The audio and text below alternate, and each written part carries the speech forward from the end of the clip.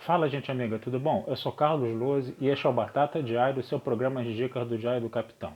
E hoje nós vamos continuar nossas análises de episódios de Jornada nas Estrelas, né? Vamos voltar a TOS, a série clássica, mais especificamente ao 28º episódio da primeira temporada, intitulado O Fator Alternativo. Gente, esse é um episódio que quando eu vi pela primeira vez, né, eu achei ele meio chato, achei ele meio estranho, né? Você tinha aquele personagem do Lazarus lá, né, que tinha aquela barbona enorme, que uma hora a barba tava mais rala, outra hora a barba tava maior, né, coisa e tal, né? Uns problemas de continuidade ali na maquiagem enormes, né? O Lazarus ele tinha uma nave espacial, né, temporal inclusive, né, que era toda redondinha, parecia até um Fusca 66, né, no caso, né. E eu confesso a vocês que eu sempre achei esse episódio meio esquisito, né, por causa dessas coisas, né. Só que vendo novamente em retrospecto, né, sempre bom a gente rever as coisas, né, depois de um tempo, né, que a gente está com outra cabeça, com outra mentalidade, né. Eu comecei a perceber, né, que esse episódio ele tratou de um tema que talvez fosse avançado demais para a época, né? Mesmo a gente sabendo que o público inicial de Jornada nas Estrelas era de cientistas, era de universitários, né? Mas depois a gente sabe que com Syndication a série, né, ela se popularizou bastante, né? Ela foi, né, não só para essa camada, né, de elite intelectual, mas ela também foi para dona de casa, foi para as crianças, né, que iam para a escola, né, que brincavam na rua, né? Ela se popularizou bastante, né? E mesmo assim, Jornada nas Estrelas não teve medo, né, de trabalhar, entendeu? Temas que cientificamente talvez eles fossem desenvolvidos demais, entendeu? Para um veículo, né, como a televisão na época, né? Para uma cultura de massa, né? Para um entretenimento de massa na época, né? E que tema foi esse? Foi a questão de você trabalhar as ideias de universos paralelos, de você trabalhar matéria e antimatéria, aniquilação mútua, né, de matéria e antimatéria, né, quer dizer, um negócio que foi trabalhado de uma forma muito sofisticada, na minha opinião, para um episódio de televisão, mas, né, que não houve medo nisso, né, a coisa foi feita de uma forma bem didática, diga-se de passagem, né? E aí a gente começa a refletir como Jornada nas Estrelas, né, tendo essa coragem, né, ela começou a trabalhar também a questão da divulgação científica e da popularização da ciência, né? Então é um episódio que, se a gente hoje abordar por esses pontos de vista, né, foi um episódio importantíssimo, né? Vamos dizer assim, para a série, né, e para essa proposta, né, de ficção científica, fazer uma ficção científica bem escrita, né, e de você, né, divulgar e popularizar a ciência, né. Mas vamos falar um pouco do plot para a gente poder entender as coisas, né? Que esse é um episódio ele é montado pecinha a pecinha, né? Para as pessoas poderem ir ligando as coisas ao longo do tempo, né? A Enterprise está orbitando um planeta que aparentemente não tinha nada de interessante, né? Aí de repente o que acontece? Dá um tremelico geral lá em tudo, né? E o Spock falou que tudo, né, por um instante desapareceu. O planeta, as radiações eletromagnéticas do sistema estelar onde eles estavam, o próprio sistema estelar onde eles estavam, né, no caso, né?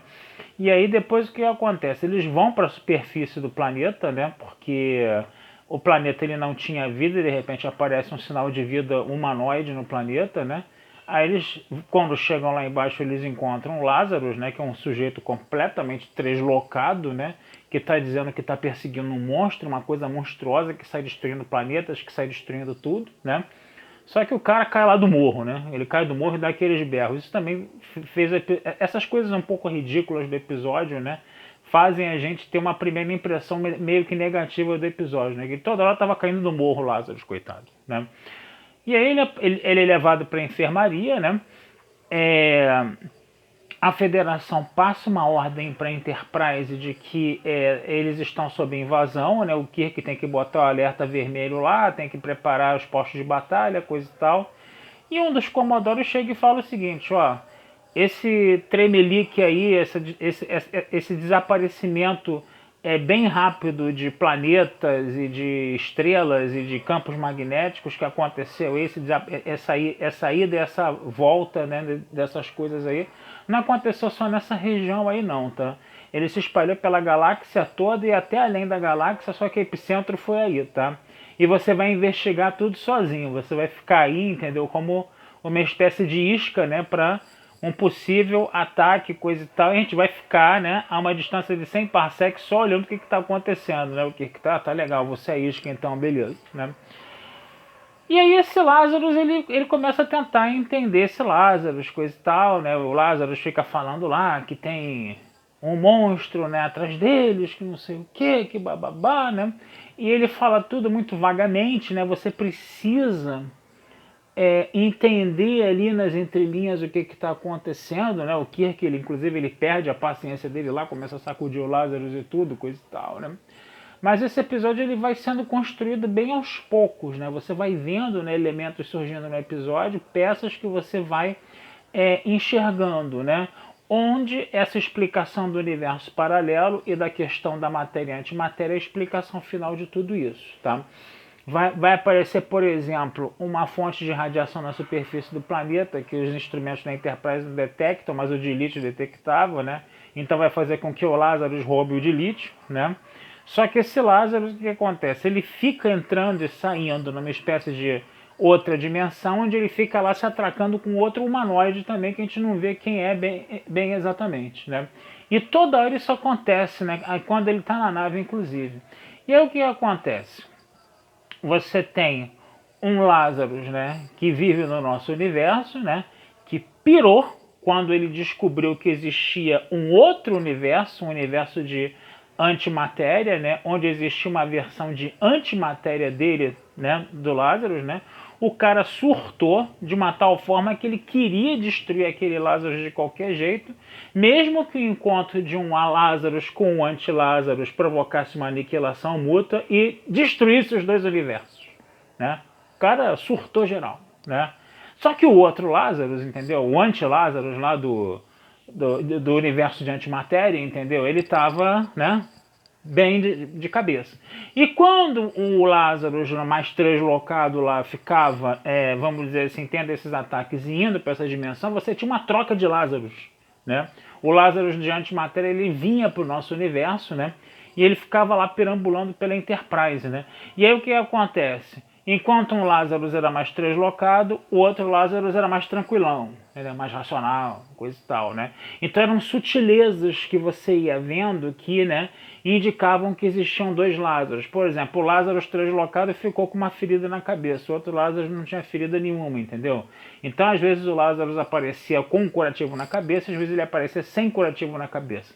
Só que isso não era falado, isso era insinuado, né? O McCoy disse que tinha um ferimento na cabeça, depois o ferimento desapareceu, aí ele fala isso pro Kirk, e quando o Kirk vai ver o Lazarus está com ferimento de novo, o Kirk, você tá zoando com a minha cara, né, McCoy? Ele, não, mas foi verdade isso, coisa e tal, né?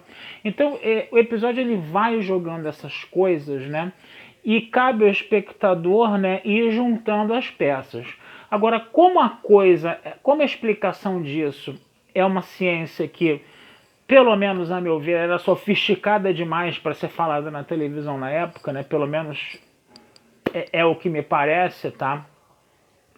Você vai ter uma conversa entre o Kirk e o Spock, né? Muito didática sobre tudo isso, né? Sobre a questão da existência de um universo paralelo, né? A questão da matéria e da antimatéria e da questão da aniquilação mútua, né?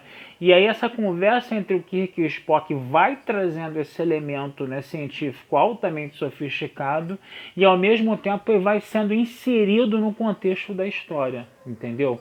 Então quer dizer, é uma coisa, entendeu, que apesar de ser, entendeu, muito sofisticada para a época, ela foi explicada de uma forma muito didática, né, para o público conseguir pescar, para o público conseguir entender, né, e de uma linguagem bem fácil, né, o que é um trabalho, no final das contas, de divulgação científica, gente. A gente pode entender, né, esse episódio como um trabalho de divulgação científica, né.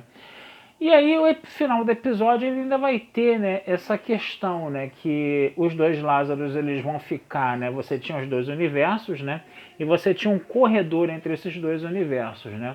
Se um Lazarus encontrasse o outro num universo ou no outro, os dois universos eram destruídos.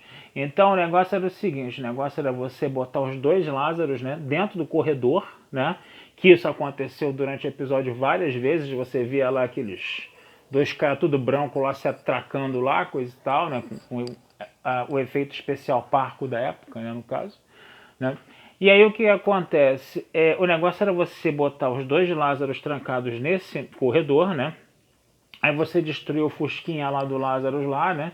E consequentemente o Fusca do anti-universo lá do outro Lazarus também seria destruído. E os dois ficariam por toda a eternidade, né? Saindo no braço lá, né? O Lazarus racional, o anti-Lazarus racional, né? Saindo, né, do braço com a sua versão Lazarus translocada do nosso universo, né? E aí o Kirk, ele se pergunta, né, no final do episódio, né? Pô, já pensou, Spock, né? Já pensou, Spock, você ficar toda a eternidade brigando trancado num corredor com um louco, entendeu? Querendo acabar com você e você brigando, coisa e tal.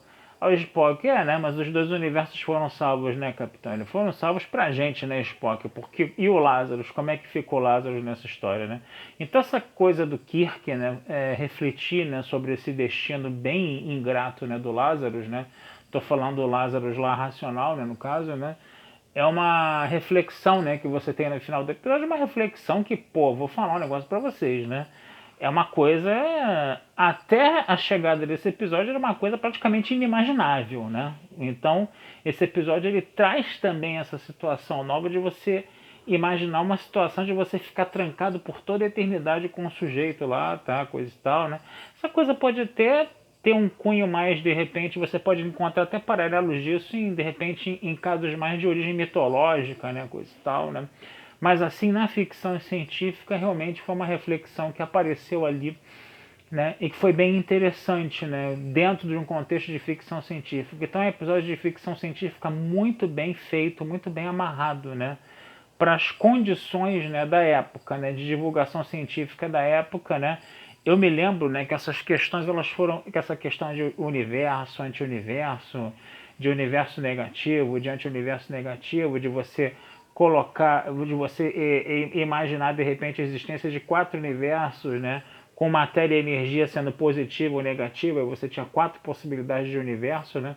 A gente via muito essas teorias, né, sendo discutidas naquele livro do Isaac, de divulgação científica do Isaac Asimov, o Início e o Fim, né? Então, quer dizer, era uma forma de conhecimento razoavelmente especializada, entendeu? Para, eu acho que ser colocada num veículo como a televisão, entendeu? Mesmo que você tenha tido no início, né, um público, né, mais focado em ciência, né, mas a gente não pode esquecer que depois a série se popularizou, entendeu? E mesmo assim, ela acabou ficando muito popular, mesmo trabalhando temas tão complexos, porque eles eram abordados de uma forma muito didática, né? De uma linguagem fácil para o público, né? Para o grande público, né? Então é interessante a gente perceber, né, que esse deve ter sido, né, um dos sucessos de Jornada nas Estrelas. E isso, gente, vou sempre repetir aqui, isso é Jornada nas Estrelas, tá certo? Vou ficando por aqui, vida longa e próspera a todos, tá? Esse texto vai estar lá na Batata Espacial, como sempre, tá? E não deixem de se inscrever no canal do Diário do Capitão, curtir, compartilhar, comentar, que essa ajuda de vocês sempre é muito legal pra gente, tá bom? Um abração, fui, até a próxima.